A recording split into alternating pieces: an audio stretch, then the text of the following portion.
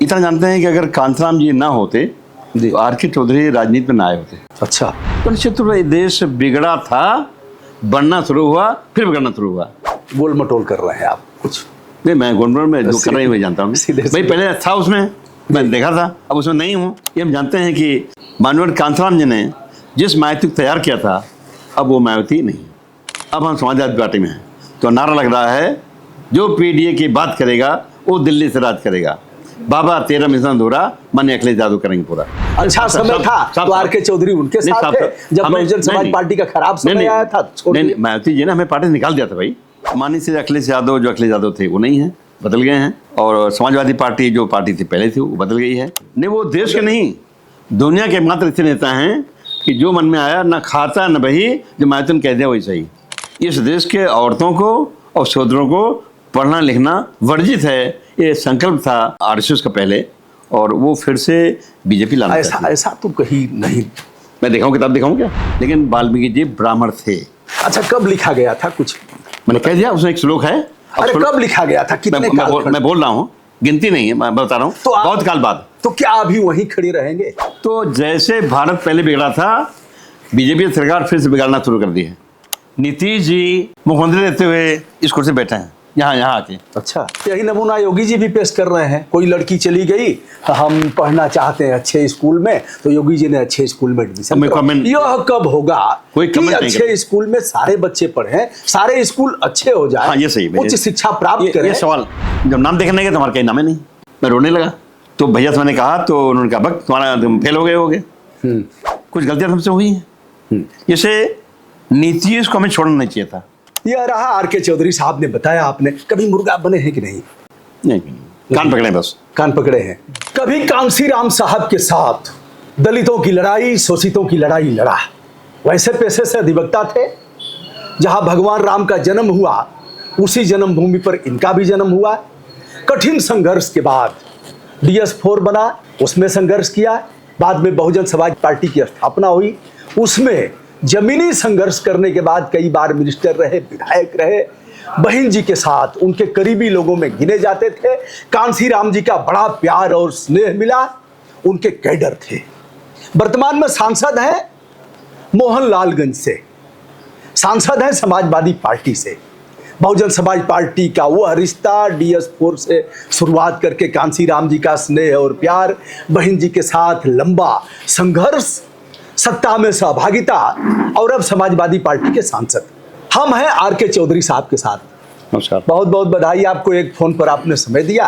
तो थोड़ा सा मैं उस संघर्ष के बारे में जानना चाहूंगा। बड़ी लड़ाई, बड़ा संघर्ष किया आपने। कांसीराम जी के साथ के कुछ संस्मरण। देखिए, जैसे हर व्यक्ति होता है, ऐसे मैं भी हूँ। इतना जानते हैं कि अगर कांसीराम जी ना होते तो आर.के. चौधरी राजनीति में ना आए होते। अच्छा, मैं तो पढ़ाई करता था, केमिस्ट्री, जूलॉजी, बॉटनी। BSc पास करने के बाद मैं MSc करने वाला था। वो भी ज़्यादा हमारा इंटरेस्ट था ऑर्गेनिक केमिस्ट्री में। अच्छा, रिसर्च करेंगे। लेकिन साकेत महाविद्यालय अयोध्या पढ़ता था मैं। जैसे BSc पास किया तो वहाँ MSc क्लास ऑर्गेनिक केमिस्ट्री से या केमिस्ट्री नहीं आया, मैंने लॉ ज्वाइन कर लिया। अच्छा, फिर बाद मैंने वकालत भी किया लंबे टाइम तक। लेकिन वकालत शुरू करते ही मेरी मुलाकात रामधोन जी से हो गई। रामधोन जी खास थे माननीय कांथराम जी के। पहली बार जब लखनऊ आए थे जी, तो रामधोन जी हमें अपने बच्चों के साथ लेके गए थे। मैंने देखा कि कांथराम जी को ज्ञान तो है, समाज कैसे बिगड़ा है और फिर कैसे बन सकता है। इस देश में अगड़े भी हैं, पिछड़े भी हैं, हिंदू भी हैं, मुसलमान भी हैं, दलित भी हैं।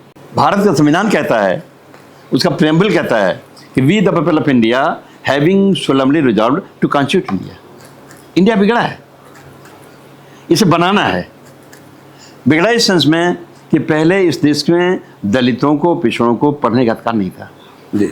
लेकिन जिस समाज को पढ़ने का अधिकार नहीं था, अब तो मास्टर बन के पढ़ाने लग गया। पहले ज़माने में इस देश में बैकवर्ड शेड्यूल्ड कास्ट को अपमानित होने के बाद इनके पीड़ा कोई सुनने वाला नहीं था। जिनकी पीड़ा कोई सुनने वाला नहीं था, अब वो दरोगा होने लगे, पुलिस कप्तान होने लगे, MLA, MP, मंत्री, मुख्यमंत्री होने लगे। लेकिन जात के नाम तभी अपमानित होते हैं। माननीय अखिलेश यादव, साफ सुथरा चेहरा, पढ़ाई के भारत में विदेश में भी 5 साल मुख्यमंत्री रहे और 5 कालिदास मार्ग पर रहे। उनके रहने पे इतना खराब हो गया वो कि जब वहाँ योगी आ गए तो उसे 1 सीसी गंगा जल बाल्टी गाय मुँह मिला के धुला। तो निश्चित रूप से देश बिगड़ा था, बढ़ना शुरू हुआ, फिर बिगड़ना शुरू हुआ।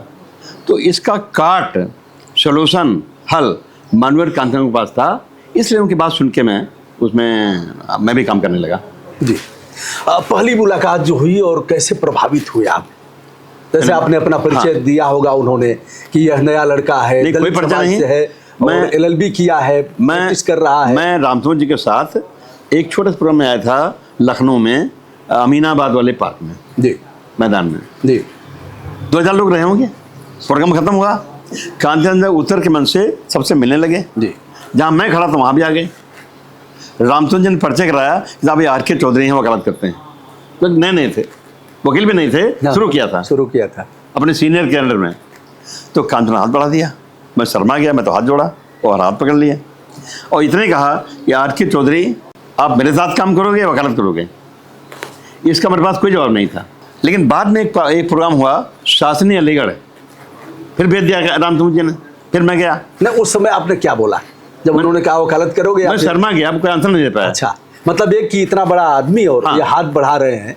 मैं शर्मा गया, मैं इंसान आंसर दे। जी, लेकिन एक प्रोग्राम फिर हुआ जब कांतिलाल जी पूरे देश में साइकिल चलाए थे, तो शासनी अलीगढ़ आए थे, वहाँ टिके थे। रामचंद्र जी ने कहा वहाँ चले जाओ आप, मैं अपने एक साथी और भेज देता हूँ। मैं चला गया। सुबह सुबह दिखाई कॉलेज के प्रिंसिपल रूम में टिके हुए हैं और वहीं बड़ा प्रोग्राम था दिन में। मैं गया, मिलाया, तो सुकून से आया। उसमें मैं सिगरेट पीता था। जब 12 बजे वहाँ भीड़ आ गई करीब 5000, तो सिगरेट पीता हुआ माचिस जेब में रखा हुआ मैं घूम रहा था। तब तक एक आदमी आया, पार्टी का नेता, कि आप यहाँ सिगरेट फूंक रहे हैं, वहाँ कांतिलाल साहब आपको बुला रहे हैं मंच बैठने के लिए। अच्छा, मैंने कहा हम कहाँ नेता हैं भाई? तो मैंने को मना कर दिया। फिर मैंने जगह चेंज कर दिया कि ना तलाश पाएँ। अब आधा घंटा फिर आ गए, तो आपका नाम उन्होंने आपका नाम लिखा है बोलने के लिए। अच्छा, मैंने कहा मैं कहाँ बोलता हूँ? तो उन्होंने प्रेस क्या नहीं, वहाँ पे बुला रहे हैं, चलिए वहाँ। हम गए तो कांतिलाल साहब मिले, उन्होंने मंच बैठने के लिए कह दिया। और फिर आधा घंटा बाद पूरा करा, अब आपके बीच में फैजाबाद जाने माने वकील, जो कि मैं नया था DS4 के फैजाबाद के संयोजक माननीय RK चौधरी अपने ख्याल रखेंगे। मैं खड़ा हुआ, मैं पर्चा बना लिया था। संयोजक थे भी नहीं आप? मैं खड़ा हुआ बोलने के लिए, तो मैंने खड़ा इतने कहा कि बाम से DS4 के संयोजक एवं राष्ट्रीय अध्यक्ष माननीय कांतिलाल जी तथा नाम गिनाना था जो नेता लोग बैठे थे, मैं भूल गया, तो मैंने साथियों कर दिया। फिर सोचा मैटर बोलें, मैटर भूल गया। फिर पर्चा निकाला, पर्चा मिला नहीं। मैंने कहा बेरी सवारी, जय भीम जय भारत। मन से नीचे उतरा, कांतिलाल तरफ देखा नहीं, इक्का पकड़ा, वहाँ बस अड्डे गए, बस अड्डे चले गए वहाँ स्टेशन अलीगढ़, और मैं बैठ कर इंतजार किया कि रामजस आ जाए तो शाम को तो मैं चलूँ लखनऊ। तो उस समय जब आया वो, तो उसमें मैंने समोसा खिलाया, चाय पिलाया कि फैजाबाद में जा रहा हूँ, लेकिन बताना मत, क्या बोल नहीं पाए। ये थे कांतिलाल जी, ये था मैं। लेकिन बाद में फिर प्रोग्राम से अटेंड करते हमें उन्होंने एक तरह से जबरियत नहीं कहेंगे, लेकिन कन्विंस कर ले गए। और फिर 1993 में सपा बसपा अलायंस होने वाला था, दिल्ली ब्लॉक समझाया हमें वो गलत छोड़ दो। अच्छा, तब तो मैं 13 साल हो गया था। मैंने मना किया कि नहीं, काम बिगड़ रहा है। मैं लखनऊ गया था और जिस दफ्तर मैंने मीटिंग किया वहाँ तो बहुत कम लोग आए, और उनके बलबूते में कुछ नहीं कर पाऊँगा। हमारे अलायंस फ़ायदा सपा तो मिल जाएगा, लेकिन बसपा नहीं मिलेगा। अगर आप वहाँ बैठ जाओ तो काम बन सकता है। तो मैंने कहा इतनी बड़ी बात है, मैं छोड़ दूँगा कल। ये डेट है 30 जून 93 का। दिल्ली ब्लॉक समझाया, फिर एक लेटर बना दिया उन्होंने, नियुक्ति पत्र जी। प्रिय साथियों, बहुजन समाज पार्टी उत्तर प्रदेश लखनऊ, मैं पार्टी काम से पूरे देश में व्यस्त रहता हूँ। जिस प्रदेश में समय दे पाता हूँ वहाँ पार्टी काम तेजी आगे बढ़ता रहता है, परंतु जिस प्रदेश में समय नहीं दे पाता वहाँ पार्टी काम सुस्त पड़ जाता है। परंतु आवश्यक है कि देश के प्रत्येक प्रदेश में पार्टी काम तेजी आगे बढ़ता रहा है, विशेषकर उन 5 राज्यों में जहाँ में निकट भविष्य में विधानसभा चुनाव होना है, यहाँ चुनाव होना था। ऐसी परिस्थिति में मैं इससे सीधा संपर्क कर उत्तर प्रदेश पार्टी काम आगे बढ़ाने के लिए मैं श्री RK चौधरी को उत्तर प्रदेश बहुजन समाज पार्टी का कोऑर्डिनेटर नियुक्त करता हूँ। अतः उत्तर प्रदेश पार्टी पदाधिकारियों एवं कार्यकर्ताओं से अपेक्षा है कि श्री RK चौधरी पूर्ण सहयोग करें। नीचे ब्रैकेट में कांतिलाल। सुभाष पाटिल से लिखवाया महाराष्ट्रियन, कहा इसको जाके टाइप करा लो, वो टाइप करा लाया। बीच में जहाँ लिखना था कांचीराम लिख दिया, टाइप हो गया, फिर साइन कर दिया, फिर कहा उसको पढ़ा, हम समझे हमको दे रहे हैं। इस बगल जहाँ बैठे थे बगल बैठ रहा मैं, तो मैं हाथ बढ़ाया, हमको दे रहे हैं कि भाई आप क्या करोगे? तो सुभाष पाटिल का 100 फोटो कापी करा लो। अच्छा। मैंने साहब हम 100 क्या होगा हम? तो भाई मेन कापी आप ले जाना, 50 मैं बांटूंगा, 50 आप और ले जाना। अगर मैं नहीं बांटूंगा तो आप कोई काम नहीं करने देगा। और वाकई हुआ। किस वर्ष की बात है ये बात है 93-30 जून की। या तो चमत्कार हुआ, आपको इस तरह की अपेक्षा नहीं थी? नहीं, सोचा भी नहीं था। जिला कोऑर्डिनेटर बनाया जाएगा, तब तक प्रदेश का कोऑर्डिनेटर बना दिया जाएगा। वहाँ से मैं पहला आदमी हूँ भाई, भारत में पहला आदमी क्वार्टर बनने का। और वहाँ से लौट के आया तो अगले दिन 1 जुलाई थी। मैंने ऑलरेडी लगवाया था वहाँ सम्मेलन मंडल लेवल का, जैसे लखनऊ में रविंद्रालय है वैसे फैजाबाद में नर्मदालय है। मैंने लगवाया था सम्मेलन पूरे मंडल का। मैं 30 तारीख को ट्रेन से चला गया घर। अगले दिन तैयार होकर मैं आ गया बिना घर बताए, अटैची लेके, किताबें लेके, फाइल लेके आ गया और हॉल के अंदर बैठ गया। मैं चीफ गेस्ट भी था, आयोजक भी था। और वहाँ फिर मैंने कहा कि भाई कांचीराम साहब ने ऐसा ऐसा कहा है, ये लेटर है, मैं अब वकालत छोड़ रहा हूँ। और मैंने अनाउंस कर दिया, in future I must not have my personal family and personal property. मैं अगर अच्छा काम कर पाया तो काम करता रहूँगा, नहीं कर पाया तो भाग आऊँगा, लेकिन अब मैं काम करने की कोशिश करूँगा। तब से काम करते करते ये पोजीशन है कि जिस दिन उन्होंने सौंपा हमें काम, उसके ठीक 5 महीना सरकार बन गई। और RK चौधरी जो चुनाव लड़े भी नहीं थे, पूरे प्रदेश में जगह जगह इंटरव्यू लिए, कैंडिडेट तय किया, लड़ाया, कैंपेन किया और जीत गए हमारे MLA 67 जी। तो जब जनगण मन हुआ शपथ के टाइम पे, तो नाम पड़ेगा, पहला नाम पड़ेगा श्री मुलायम सिंह यादव। तो क्रम था एक सपा एक बसपा, एक सपा एक बसपा। हाँ, ऐसे ही। अगला नाम पकड़ा श्री RK चौधरी, और मैं बताया नहीं। तो मैं बैठा रह गया, चौधरी तुम्हारा नाम है, मैं गया शपथ ले लिया। तो जो RK चौधरी खाली वकालत करते थे, उस RK चौधरी को वकालत छोड़ने के 5 महीने के अंदर उन्होंने मंत्री बना दिया। मैं आभारी हूँ, धन्यवाद देता हूँ। ऐसा नेता, ऐसा मसीहा इस धरती पे कोई होगा नहीं होगा मैं जानता नहीं, लेकिन अगर कांचीराम जी ना होते तो RK चौधरी राजनीति में होते। कांसीराम जी का स्नेह और आशीर्वाद मिला तो RK चौधरी साहब इस ऊंचाई तक पहुंचे। और पता भी नहीं था, मिनिस्टर का अनाउंस हो गया और मुलायम सिंह यादव के बाद दूसरा अगर कोई नाम आता है तो RK चौधरी का, जिन्हें गवर्नर ने शपथ दिलाया। कांसीराम जी की दृष्टि अधिवक्ताओं पर ही, दलित अधिवक्ताओं पर, इस वर्ग से जो आते थे उन्हीं पर क्यों थी? जैसे आप थे, बहन मायावती जी थी, उनको भी, वह भी अधिवक्ता रही है, यद्यपि आप उम्र में उनसे बड़े हैं अगर देखा जाए तो। अधूरा आपका सेंटेंस है जी। उन्होंने बनाया था Bahujan Samaj, those who are लूटे पीटे, कमजोर, लाचार, पिछड़े, पिछाड़े गए, इसका नाम दिया था बहुजन समाज। जो बहुजन की बात करेगा वो दिल्ली से राज करेगा। बाबा तेरा मिशन अधूरा, कांचीराम करेंगे पूरा। अब हम समाजवादी पार्टी में हैं तो नारा लग रहा है, जो PDA की बात करेगा वो दिल्ली से राज करेगा। बाबा तेरा मिशन अधूरा, माननीय अखिलेश यादव करेंगे पूरा। तो निश्चित तौर पर मैं कोई समाजवादी पार्टी की बात नहीं कर रहा हूँ, लेकिन जो अलग जगाई थी माननीय कांचीराम जी ने, वो बुझी नहीं है। कांचीराम जी आज हमारे बीच नहीं है, लेकिन जो विचारधारा है, जो ढर रहा है, जो रास्ता है, कोशिश हो रही है भविष्य में आगे उसको पूरा किया जाए। उसे अखिलेश यादव जी पूरा करेंगे, लग तो रहा है। बहन जी पूरा नहीं कर पाई। अब जो बहन जी कर रहे हैं तो सब कोई जान रहा है ना। नहीं, बहन जी ने तो किया, उत्साह जगाया, और दलित वर्ग में यह हुआ कि हमारी पूरा देश उनका आभारी है। आभारी है जो उन्होंने किया पूरा देश आभारी है। जो कर रही हैं उसका भी धन्यवाद। गोल मटोल कर रहे हैं आप कुछ? नहीं, मैं गोलमटोल में जो कर रही हूँ जानता हूँ भाई। पहले था उसमें, मैंने देखा था, अब उसमें नहीं हूँ। अच्छा, मिनिस्टर आप 4 बार थे ना? मैंने कैबिनेट मिनिस्टर का पद लिया है, शपथ लिया 5 बार। 5 बार। एक बार में गिनता नहीं है, वो कम टाइम था। हाँ, कम टाइम था। और वो कल्याण सिंह के साथ बसपा कोटे से, तो उसमें गिनता नहीं, क्योंकि टाइम खाली 1.5 महीना था। जी। बहन जी के साथ कुछ संस्मरण, बड़ा आपका आदर करती थी, आप सीनियर भी थे उनसे? नहीं, और बड़ा एज में 2-4 साल सीनियर, इस साल सीनियर नहीं है। मायावती जी, अरे एक साथ अगर जुड़वे बच्चे पैदा होते हैं तो जो 2 मिनट पहले आता है वो अभी बड़ा भाई कहा जाता है। ये क्वेश्चन सही नहीं है। मायावती जी को मैंने कभी मायावती नहीं कहा, बहन जी बहन जी बहन जी कहते थे। ठीक बात है। आदर करते थे, अब भी आदर करते हैं जी। वो हमारे बड़े नेता हैं और अब भी हैं। लेकिन कांताराम जी की सोच को उन्होंने लंबे टाइम तक नहीं चलाया। इससे देश का, समाज का नुकसान हो रहा है। इसलिए उनके डर पे अब नहीं चल रहे हैं। अब प्रयास कर रहे हैं कि समाजवादी पार्टी माननीय कांताराम जी के डर पे चलने की कोशिश करे। तो क्या उन आदर्शों पर उन्होंने चलना छोड़ दिया?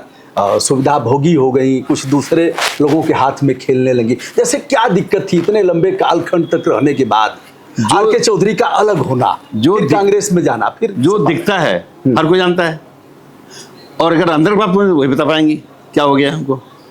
ये हम जानते हैं कि माननीय कांताराम जी ने जिस मायावती को तैयार किया था, अब वो मायावती नहीं। दिक्कत क्या आई कि हट गए आप? अब लोग कहेंगे अब नहीं, मुझे अच्छा समय था तो आर.के. चौधरी उनके साथ थे, जब बहुजन समाज पार्टी का खराब समय आया था। नहीं, मायावती जी ने हमें पार्टी से निकाल दिया था भाई। क्या हुआ था? ऐसा क्या हुआ था कि मायावती ने पर आरोप लगाया था कि आर.के. चौधरी ने अनुसूचित जाति, अनुसूचित जनजाति अत्याचार निवारण अधिनियम का एक्ट का विरोध किया।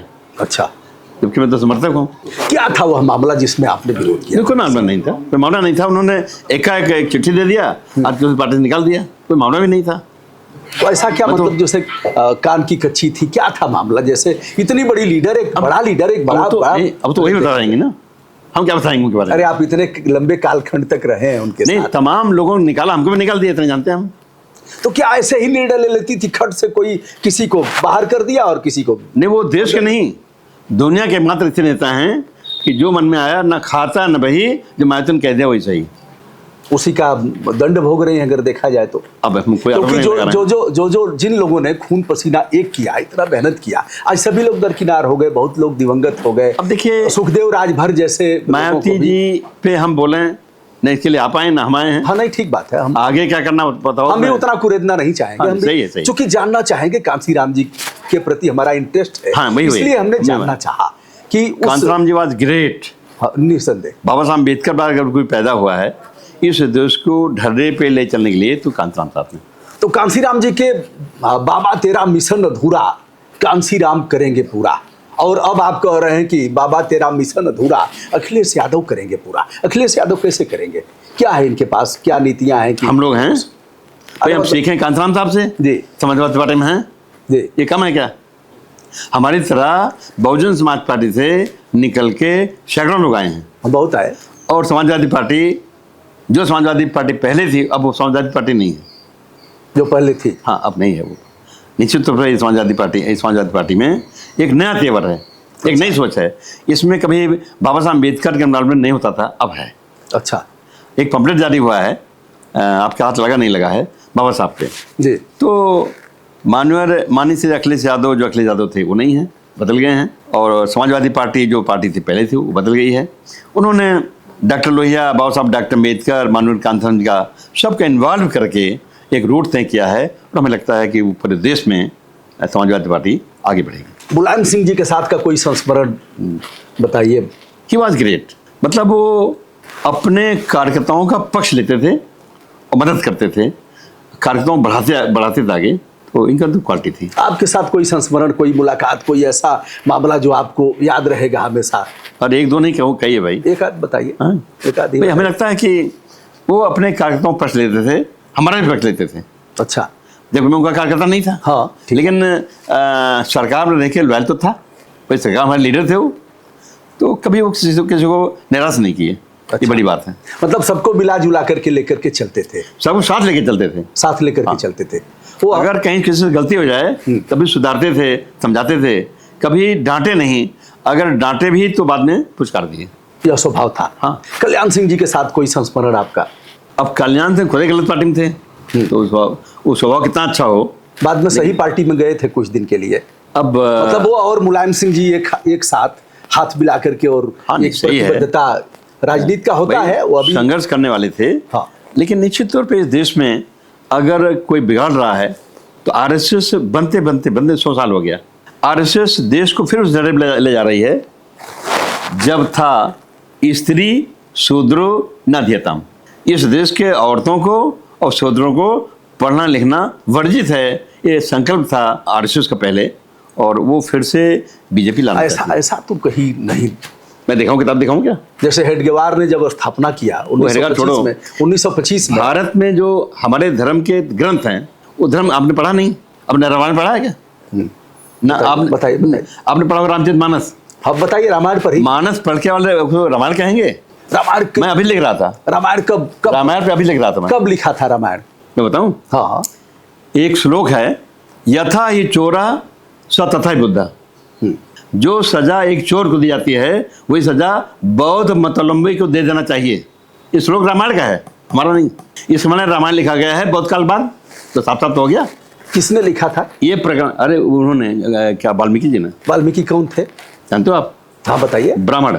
वाल्मीकि ब्राह्मण नहीं थे। मैं दिखाऊं क्या? अभी लगा। ब्राह्मण दलित थे ना वाल्मीकि दलित मैं थे। चैलेंज करता हूँ। वाल्मीकि दलित रामायण थे। नहीं, आप नहीं। और देश का एक बड़ा भूभाग वाल्मीकि को दलित मानता है। नहीं, रामायण दो जगह हमारे ऊपर हमारे मैं भुक्तभोगी हूं उस मामले का। बताओ, आप पढ़े नहीं हो, मैं जानता नहीं पढ़े हो आप इस विषय में। अच्छा, एक चीज बताइए यार, क्लियर तो हो जाए, मतलब आप मीडियम ले रहे हो। हाँ, कोई बात नहीं। ऐसे नहीं, आपने पढ़ा नहीं है राम जी, वो क्या बोलते, मानस, वो क्या बोलते हैं ये, रामायण। वाल्मीकि रामायण पढ़ा नहीं है। उसने दो जगह लिखा है ब्राह्मण, एक जगह नहीं, दो जगह। मैं बहुत पढ़ता हूँ, आज भी लिख रहा था मैं शंभू वध पे वही लाइन जो उसने रामायण में लिखा है। तो खैर उसको ज़्यादा नहीं बताएंगे, लेकिन वाल्मीकि जी ब्राह्मण थे। अच्छा, कब लिखा गया था? कुछ मैंने कह दिया, उसमें एक श्लोक है। अरे कब लिखा गया था, कितने मैं बोल रहा हूँ, गिनती नहीं है, मैं बता रहा हूँ, तो बहुत काल बाद। तो क्या अभी वहीं खड़े रहेंगे? अगर लिख दिया गया कुछ तो इग्नोर कर देंगे, आगे बढ़ना है हमको। अगर कुछ गलत लिख दिया गया तो हम उसको नजरअंदाज करके आगे बढ़ रहे हैं, और अगर आगे नहीं बढ़ेंगे तो वहीं खड़े रहेंगे। आगे बढ़ रहे हैं, उसके लिए हमारे पास संविधान है। हाँ, संविधान है।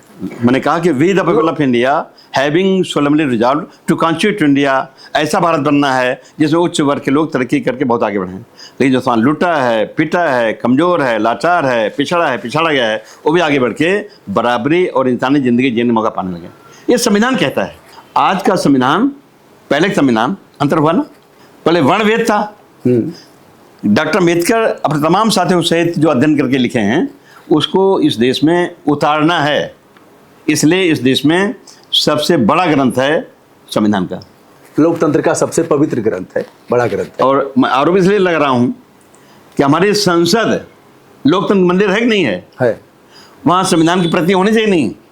वहां लगा दिया सिंगोल प्रतीक है राजा के न्याय की निशानी, राजदंड है, राजा की छड़ी, लगाया नहीं लगाया सिंगोल? तो जैसे भारत पहले बिगड़ा था, बीजेपी सरकार फिर से बिगाड़ना शुरू कर दी है। मैंने आपसे कहवा दिया, वहाँ संविधान रखना चाहिए नहीं, रखा गया है। तो संविधान हटा दिया गया वहां से? नहीं, कभी रखे नहीं गया। अरे संविधान का मंदिर है तो मान लिया गया, सभी सांसद चुन कर संविधान ने ही उनको चुना है। भाई वही सिंगोल, राजा के न्याय की छड़ी। हम बात कर रहे हैं आर.के. चौधरी साहब के साथ, जिन्होंने लंबे कालखंड तक संघर्ष करके आज लोकसभा के सदस्य हैं। मोहनलालगंज से, और भारतीय जनता पार्टी के एक बड़े नेता जो मोदी जी के साथ मिनिस्टर थे, कौशल किशोर जी को हरा करके यहाँ पहुंचे हैं। आर.के. चौधरी साहब, कौशल किशोर जी एक नशा उन्मूलन अभियान चलाते हैं। नशा उन्मूलन, दारू न पियो, गांजा न पियो, और हीरोइन, चरस और इन चीज़ों से दूर रहो, भांग न खाओ। इस अभियान को किस रूप में आप देख रहे हैं? भाई भगवान करे सफल हो जाएं, अच्छी बात है। अरे किस रूप में देख रहे हैं? मैं कोई रूप नहीं, मैं तो मनाता हूँ मैं सफल हो जाएं। अगर कोई आंदोलन करता है आगे बढ़े, अच्छी बात है। किस तरह का आंदोलन? अगर गांव-गांव में, गली-गली में नई दुकान बोर्ड लगा रहे हैं, प्रचार कर रहे हैं, तो खुलवाई जाएगी। मैं विरोध नहीं कर रहा हूँ। नहीं, हम विरोध की बात भी नहीं कर रहे हैं। विरोध आप क्यों करेंगे? आप विरोध करने वाले नहीं हैं, आप सकारात्मक सोच के हैं। वो अभी अधिवक्ता है, हम आपको क्या चराएंगे? वो अच्छे नेता हैं। अच्छे नेता हैं, अच्छा नेता होना भी चाहिए। लेकिन इस मामले पर एक उनका आंदोलन की शराब मत पियो और नशा उन्मूलन, शराब मत पियो और गली-गली में दुकान खुलवाओ। शराब मत पियो तो अच्छा स्लोगन है भाई। निश्चित रूप से इस देश में शराब ही है जिसके नाते तमाम दुश्वारियां हैं जी।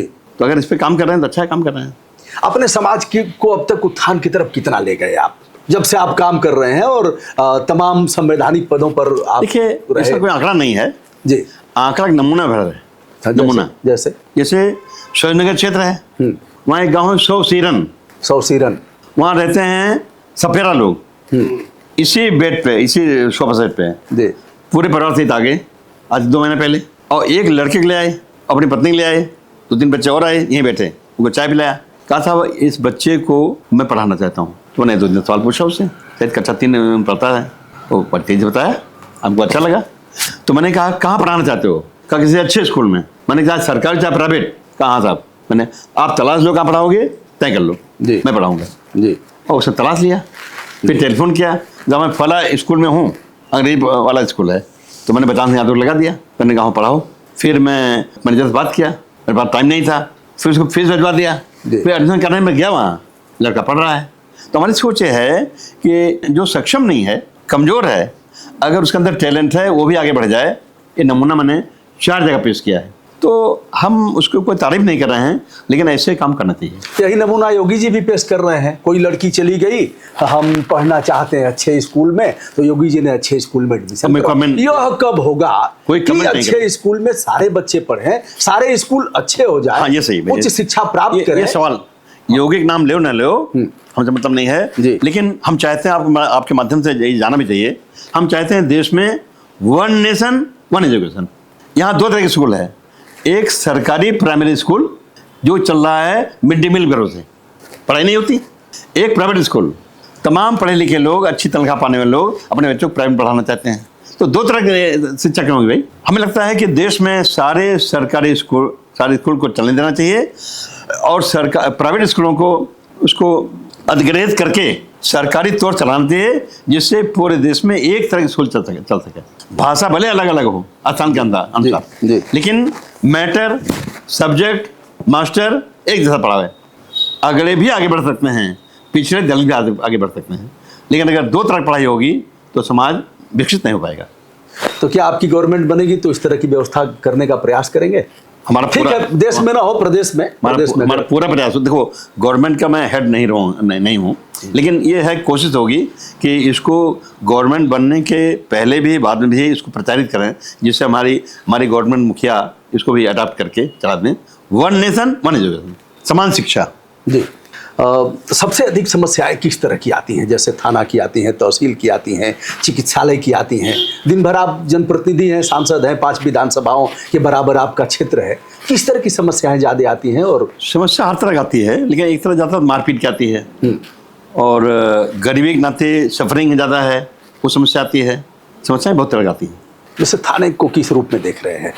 जैसे अभी एक थाना वहाँ है बाराबंकी में, माती थाने में एक्सीडेंट हो गया, आदमी मर गया, FIR नहीं हुई। FIR एक उसकी मदर की, है ना, हाँ, जो डेथ हुई है उसकी उम्र रही होगी 35 साल। अच्छा। उसी पत्नी कोर्ट से FIR की कापी वहाँ गई, SO ने सीधे लिख दिया है जांच के लिए। अच्छा। मतलब मर गया आदमी, पोस्टमार्टम हो गया, लेकिन FIR नहीं हुई। तो मैंने भेजा और SO को टेलीफोन किया, तो उसने कहा कि तब कर लेंगे, तो हमने निकल लिया होगा। फिर लोग हमारे पास आके टेलीफोन किया, साहब तो FIR हुई नहीं। तो मैंने दोबारा मैंने कहा, वहाँ जाओ, तैयारी लेके जाओ, कहे हो कल भाई FIR कर लीजिए। तो कहा था अब जो पहली दरखास्त आई थी मैंने भेज दिया जाँच में, दूसरी दरखास्त कब यहाँ है नहीं, मैंने दरखास्त पहुँच गई। फिर देखा कि उसने कहा, SO ने, आप तो सेट बोल रहा हूँ, उसने कहा कि सर थोड़ा देर बाद जब फिर टेलीफोन कहा, साहब मैं कोर्ट में हूँ। अब वो लोग पहुँच गए FIR कापी लेके, तहरीर। SO कह रहा मैं कोर्ट में हूँ। तो मैंने कहा वहीं रुके रहना, जब कोर्ट से आ जाए वो तो पेश कर देना। जैसे आ गया उसके 10 मिनट बाद मैंने SO को फ़ोन किया, यहीं से फ़ोन किया कि साहब वहाँ तो लोग आ गए हैं, बाहर खड़े हैं, हमको बुला लीजिए, तहरीर दे लेके आ गए हैं। तो उसने कहा था मैं कोर्ट में हूँ। अच्छा, थे थाने में और कोर्ट में?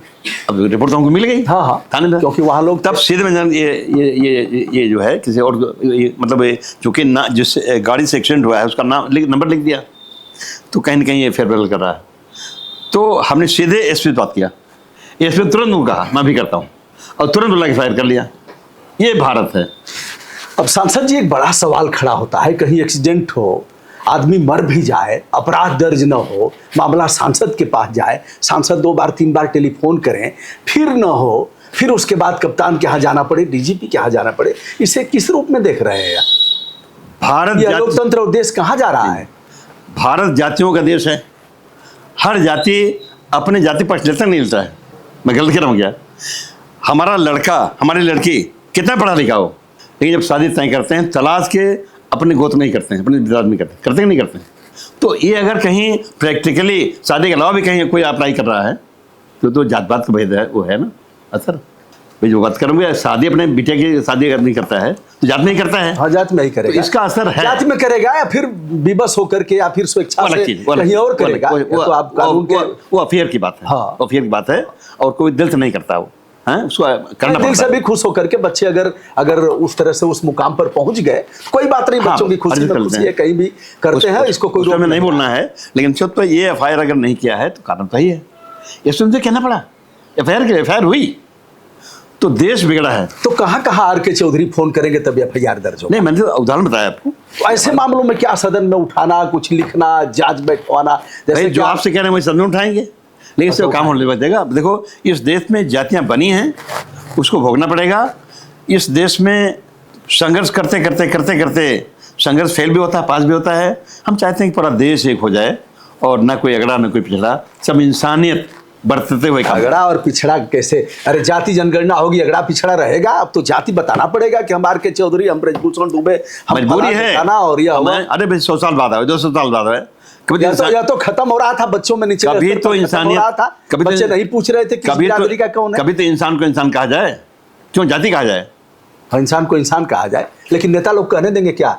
बात नेता की नहीं, हर कोई है, ऐसा नहीं है, खाली नेता लोग नहीं। अरे नेता से अभिप्राय में आपको इंगित थोड़ा ही कर रहा हूं। नहीं, मैं अपनी बात नहीं नेता माने समूह को कह रहा हूं। बात खाली नेता जब है। देश का प्रधानमंत्री यह कहता है सदन में कि बहनों भाइयों मैं अति पिछड़ा हूं, देश कहां जाएगा सांसद जी? नहीं, इसमें धारण दिन क्या प्रधानमंत्री अभी भी अति पिछड़ा है? वोट के लिए कहां किस कीमत पर जाएंगे? ऐसा है, उसमें मैं कोई बहस नहीं कर रहा हूं। हम भी जब ताकत में होते हैं तो हमारे पास हमारे ज्यादा आते हैं, स्वाभाविक है, ये है। हम क्या भगा देंगे? स्वाभाविक है, सबके साथ है ये।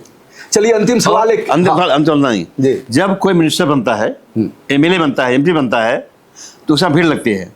अधिकतर उसके रिश्तेदारी के औरतें आके अंदर खाना बनाने लगती हैं। ये हमारे साड़ू हैं, फलाने हैं जो मंत्री हो गए हैं। ठीक बात है। तो वर्कर बाहर, रिश्तेदार की औरतें अंदर, ये सबके साथ होता है भाई। तो निश्चित तौर पर जातियाँ अगर हैं, बनी हैं और उसमें रिश्तेदारियाँ हैं तो स्वाभाविक होता। ये कैसे खत्म होगा मैं खुद नहीं जानता। खत्म करना चाहते हैं? बिल्कुल चाहता हूँ भाई, मैं सफरर हूँ, क्या नहीं चाहूँगा? मैं जात पात का सफरर हूँ, हमारी ज़िंदगी में तमाम घटनाएं घटी हैं, हम क्या नहीं जाएंगे? पढ़ाई के दौरान कैसा रहा आपके साथ? प्राथमिक से लेकर उच्च शिक्षा तक LLB किया आप? देखिए, वो तो मैं तारीफ करूँगा। मैं जब पढ़ता था कक्षा 5 में, तो कक्षा 5 में हमारे बड़े भाई को बुला के रामचरित्र त्रिपाठी, मैं नाम याद है, हेडमास्टर, कहा कि आपका भाई पढ़ने में ठीक है, थोड़ा ध्यान देना। अच्छा, बड़ी बात है कि नहीं? जब मैं GIC एडमिशन गया फैजाबाद, तो RP सिंह क्लास टीचर थे और हमारा एडमिशन के लिए वहाँ इम्तिहान हुआ। PN तिवारी में प्रिंसिपल थे, ठाकुर समाज का आदमी वहाँ प्रिंसिपल नहीं, वो था क्लास टीचर, और ब्राह्मण थे प्रिंसिपल। हम जब अपने भाई के साथ वहाँ पढ़ते थे, हमारे भाई पहले से पढ़ते थे GIC में, जब नाम देखने गए तो हमारा कहीं नाम ही नहीं। मैं रोने लगा, तो भैया से मैंने कहा, तो उन्होंने कहा बक तुम्हारा तुम फेल हो गए। तो RP सिंह कहीं देख रहा था, अच्छा, क्लास टीचर वहीं देख रहे थे क्लास टीचर कि लड़का ही रो रहा है, तो हमको आए चुप कराया, कहा बेटा क्या? कहा गुरुजी हमारा कहीं नाम नहीं आया। तो वो ले गया PN तिवारी कमरे में प्रिंसिपल के। तो जब मैं पेश हुआ, मैं याद है मैं इतना बड़ा था, जब पेश हुआ तो किस क्लास के एडमिशन? कक्षा 6। ठीक बात। तो मैं अंदर गया रोते रोते, तो PN तिवारी प्रिंसिपल थे, उन्होंने चुप कराया, पानी में गया, बिस्कुट में गया, कहा पहले इसको खाओ, डांटा भी, पहले खाओ, पानी पियो। बेटे आपका नाम मैंने ट्रांसफर कर दिया है सामान्य सूची में। अच्छा, आप शेड्यूल कास्ट हैं, आप वो लिस्ट देखा होगा अनुसूचित जाति वाला। जी सर, आपका नंबर अच्छा था इसलिए आप जाइए, ऊपर जो जनरल सूची है उसमें 3 नंबर पर आपका नाम है। तो अच्छे लोग होते हैं। उसके बाद का भी ठीक ही रहा होगा सब? हाँ ठीक है, विधि स्नातक हुए, सब ठीक ही रहा। तो आर के चौधरी साहब ठीक रहा है। कुछ लोगों को अगर निकाल दिया जाए। आपके क्वेश्चन पे एक बात बनती है, हमारा नाम आर के चौधरी है, क्या ये नाम होता है पैदाइशी में? एक थे PN पांडे, जूलॉजी लेक्चरर, वो हमें चौधरी कहते थे, मैंने जोड़ लिया। अच्छा, तो योगदान हमारा रहा। अच्छा, चौधरी मैंने तेज तरार थे और देख चौधरी कहते थे क्लास अरे में। क्या चौधरी ऐसे जैसे जो PN पांडे हमें जूलॉजी पढ़ाते थे, वो क्लास में खड़ा करते थे, चौधरी खड़े हो जाओ। तो हमारा नाम चौधरी थोड़े था, कोई पैदा होता है चौधरी रहता है। क्या बात, मतलब यह चौधरी नाम किसी PN पांडे ने दिया है और तब से आप चौधरी हो गए। यह रहा आर के चौधरी साहब ने बताया। आपने कभी मुर्गा बने हैं कि नहीं? नहीं, कान पकड़े, बस कान पकड़े हैं। जैसे वही रामचरित्र त्रिपाठी जब हेड मास्टर थे प्राइमरी के, तो पढ़ा रहे थे, इंटरवल के बाद कुछ लिखा रहे थे, और किताब में कहीं एक पेज था, उसमें था जवाहरलाल नेहरू का फोटो बनी थी और उनके बारे में लिखा था। मैं पढ़ रहा था, वही चैप्टर पढ़ना था, वो पढ़ा रहे थे। मैंने देखा फ़ोटो बढ़िया बनी है, तो एक कागज़ था सादा, उस पर पिन करके ऐसे मैं उनका फ़ोटो का चेहरा उतारने लगा, ऐसे अलग है देख के ऐसे वो करीब करीब आधा चेहरा बन गया। माँ साहब देख रहे थे, तो रामदेव पराठे वो आए, हमें 2 डंडा मारा। अच्छा, 2 डंडा मारा, फिर पन्ना ले गए और फिर बुलाया हमें कि वो अच्छा बना था, तो बुलाया तो पीठ ठोंका। अच्छा, मतलब जिस दिन मारा, जिस काम के लिए मारा, उसी काम के लिए तारीफ भी किया, ये तो बढ़िया बना दिया। तो एक शिक्षकों का आदर्श था उस समय। पंडित जी कहे जाते थे, बाबू साहब कहे जाते थे, मुंशी जी कहे जाते थे, मौलवी साहब कहे जाते थे, ऐसा ही कुछ था। अब वो हम लोग लेकिन एक उच्चतर संहिता थी जो आपने देखा। फायदा उठाए हूँ, वो बताया नहीं मैंने ना कि सुनिए, मैं जब वहाँ पढ़ता था बताया नहीं, तो बाद में वजीफा आया, मेरिट स्कॉलरशिप का मैंने इम्तिहान दिया, आ गया। हमारे गांव के आसपास 3 बच्चे आ गए, हम भी आ गए। तो बड़े बाबू ने बुलाया वो देने के लिए, वजीफा पैसा। मैं गया तो कहा बेटा आपका दोनों स्कॉलरशिप आ गई, शेड्यूल कास्ट वाला भी आ गया और वो आ गया, वो मेरिट वाला आ गया। अच्छा, तो वो कास्ट थे बड़े बाबू, तो कहा बेटे ये वाला लेंगे, नहीं आज ये ले लो मेरिट वाला, 1 हफ्ता बाद ले लो वो वाला शेड्यूल कास्ट वाला। मैं तो कुछ बोला नहीं, मैं सीधा आदमी था। तो आरपी सिंह ने कहा बड़े बाबू ये गलत आप कर रहे हैं, इस बच्चे पूछे दोनों से कौन लेगा। अच्छा, क्योंकि बच्चा पढ़ने में तेज है, अगर कुछ बन जाएगा बाद में FIR हो जाएगी तो फिर जेल चला जाएगा। तो कैस ने सलाह दिया कि दोनों ले लो, एक हाल लेना, 1 हफ्ता बाद लेना। तो क्लास आरपी सिंह ने कहा कि नहीं गलत ही लेना है और पूछ लीजिए जो तो गुरु होता है यार। लिया कौन सा आपने? मेरिट वाला। जानते कितना था? 5 रुपये महीना। अब आगे पूछे क्या क्या 5 रुपये, मैं घर पे बताया नहीं 1 हफ्ता। फिर हमें भाई वहाँ पढ़ते थे, तो चला गया, मैं सबके सुना रहा हूँ, मैं चला गया, जानते क्या, भैया लिया, चला गया मंडी और पूरे पैसे खरीद ले आलू। अच्छा, 3 बोरा आलू, फिर उसको लादा। मतलब कुंटल वाला बोरा था? हाँ, कुंटल वाला, मतलब 3 कुंटल आलू खरीदा आपने उस वजीफा के पैसे भरवाया और चले गए स्टोर भैया लेके। अच्छा, वहाँ जमा करा अपने नाम से, मैं नाबालिग था। फिर जब निकाला गया, उसमें निकलता नहीं सितंबर अक्टूबर में, तो खेती वाले हैं, निकाला गया तो खूब खाया भी गया, खूब आलू बोया गया और घर वाले भी खुश। मतलब राहुल गांधी वाला सोना निकला आलू से, एक आलू से सोना निकलने का हमारी समझ थी। मतलब सोना ही निकला अगर देखा जाए तो। आपने जो संग्रह किया और फिर यह व्यवसाय का तरीका कैसे हम शुभ लाभ। मैं खेतिहर, देखो सही बात तो यह है कि हमारे घर में हमारे फादर नौकरी करते थे जी, मैकेनिक शुगर मिल में। अब हम 5 साल से उनकी डेथ हो गई। अच्छा, मेरी मदर खत्म हुई, मैं 3 साल का था। अरे तो समस्या था ही थी, लेकिन जितना खेत आज है उतना खेत तब था, तब दुश्वारियाँ थी, ठीक हुआ। खेत उतना है, बड़ा नहीं, इसमें कई लोग गए भी, हमारे यहाँ गए भी हैं, लेकिन ये है कि कभी हालत बिगड़ती कभी बनती है। तो निश्चित तौर पे हमारे घर में खेती भी होती है, नौकरी भी होती है, सब होती है। फादर ख़त्म हो गए बहुत पहले की बात है, तब मैं 5 साल का था। लेकिन सब मिला के ये है कि आदमी को काम करना चाहिए देश के हित में, समाज के हित में, जात पात से अलग हटके। अगर देश आगे बढ़ेगा तो सब आगे बढ़ेंगे। 27 में कैसे फतह करेंगे, क्या है? हमें लगता है कि हमारी सरकार बन जाएगी और हम लोग कोई चूक नहीं करेंगे। प्रयास है कि जैसे समाजवादी पार्टी की टिकट पे वो लोग भी जीते जो खुद डाउट कर रहे थे मैं हार जाऊंगा, जीते। तो अब की तो हमारे नेता टिकट देने में भी थोड़ा सावधानी बरत रहे हैं और प्रयास है कि हमारे लगभग 250 से लेके 300 के बीच तक हमारी सीटें निकल जाएं, बहुत सरकार बन जाए। मैंने अखिलेश यादव, वो अखिलेश यादव नहीं हैं जो पहले थे। पहले क्या थे? पहले भी तो ठीक थे। अखिलेश भोले भाले थे, अखिलेश यादव सीधे साधे थे, अखिलेश यादव तिकड़ नहीं जानते थे, पीढ़ी नहीं बना था। अखिलेश यादव जवाब भी नहीं देते थे किसी का, सहनशीलता थी। नहीं, अखिलेश यादव को तो इन लोगों ने बोलना पहले बता दिया। मैंने अखिलेश यादव ने बाबा साहब से कुछ लिया, मानवीय कांता ने कुछ लिया, पहले तो नहीं लिया था ना, और अब बनाया PDA। अब नारा लग रहा, जो उन्होंने बताया कि पहले नारा लगता था बसपा में कि जो बहुजन की बात करेगा वो दिल्ली से राज करेगा। अब नारा लग रहा है जो PDA की बात करेगा वो दिल्ली से राज करेगा जी। तो निश्चित तौर पर माने अखिलेश यादव नहीं है जो पहली बार थे। अब मजे हुए खिलाड़ी हैं, हम लोगों के साथ हैं और प्रयास है कि पूरे देश में इतना एमएलए जीत जाए हमारे, कि हमारी बहुत सरकार बने और उस सरकार के बलबूते पूरे देश हम लोग ऐसा काम करें कि हमारी पार्टी राष्ट्रीय लेवल की मान्यता प्राप्त पार्टी बन जाए। कैसे विश्वास किया जाए, बिहार में धराशायी, असम में धराशायी, ममता बनर्जी 15 साल तक राज करने के बाद धराशायी, अगर देखा जाए तो बुरी तौर पर ध्वस्त किया है। कहने की गलतियां कुछ नया कुछ ऐसा ही होगा। दो बातें हैं, कुछ गलतियां हमसे हुई हैं। जैसे नीतीश को हमें छोड़ना नहीं चाहिए था, मैं संपूर्ण विपक्ष से कह रहा हूँ, नीतीश को हमें छोड़ना नहीं चाहिए था। जब वो आ गए थे और अलायंस को लीड कर रहे थे, तब तक अलायंस बना भी नहीं था, तो हमें सम्मान देना चाहिए था। और बाद में वो बीजेपी वाले टच बना के अपने हाथ खिलौना बना लिए, नुकसान हो गया। नीतीश जी को सम्मान देके हमें आगे बढ़ने का मौका देना चाहिए था। वो होते तो आप विपक्ष बहुत मजबूत होता। देखा जाएगा आगे।